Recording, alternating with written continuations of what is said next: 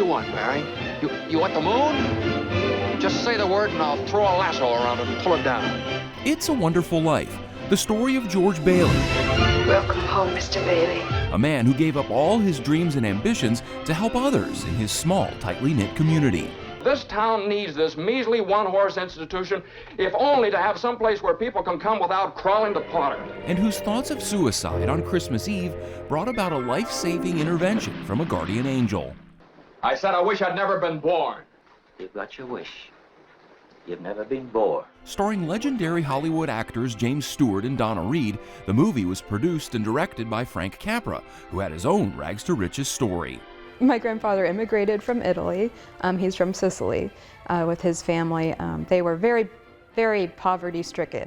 They came from a very rural place in Sicily, and they came to America really looking for that American dream. The youngest of 7 kids, Capra started out as a writer, working his way up to directing. He directed, really hit after hit after hit through the 1930s and 1940s. Among his hit movies, It Happened One Night, starring Clark Gable. How do you expect to get to New York at the rate you're going?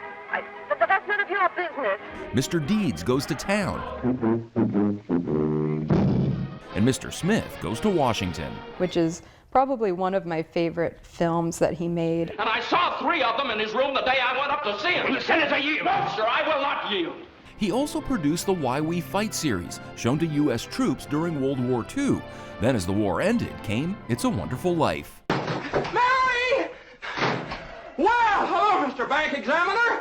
How? Mr. Bailey, there's a deficit. I know, $8,000. George, I've got a little paper. I'll bet it's a warrant for my arrest. Isn't it wonderful? I'm going to jail. A 6-time Academy Award winner for Best Director, Capra earned a star on the Hollywood Walk of Fame.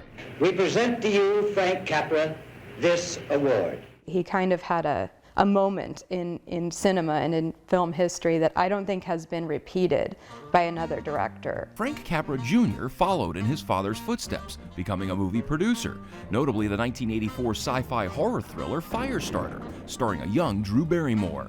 The film was shot entirely in North Carolina. So they came and they made this film, and actually my dad met my mom when he came to film Firestarter.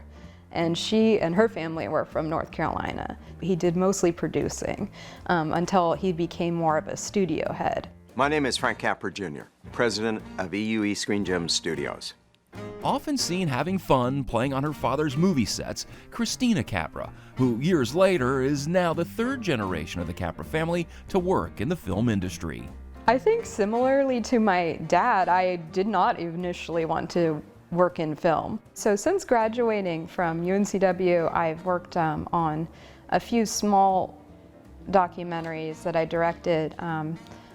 One of them was about Karen Patton Crouch, who is she was a local trial attorney in Wilmington, very prominent for years, and she decided to kind of quit her law career in pursuit of a career in art. The 10-minute feature, titled In the Land of Make-Believe, was seen in various film festivals. It focuses on Karen's journey from attorney to welding artist.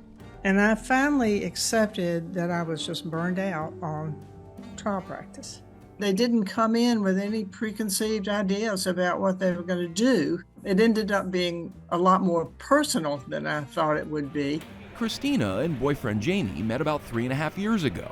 At the time, Jamie had no idea about Christina's family history. The best part about it was the night before I met her, I didn't know who she was. I just knew I'm meeting somebody named Christina tomorrow night. But the night before I met her, it was around Christmas time, I was watching It's a Wonderful Life.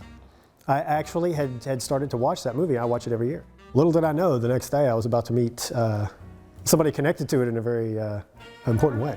Christina and Jamie recently moved from Wilmington to Charlotte, primarily for more creative and film opportunities.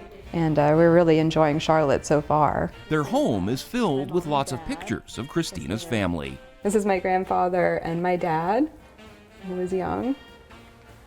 And another photo of my grandfather. She has her grandfather's autobiography and his old working desk. This desk was actually a captain's desk off of a ship. It's very old.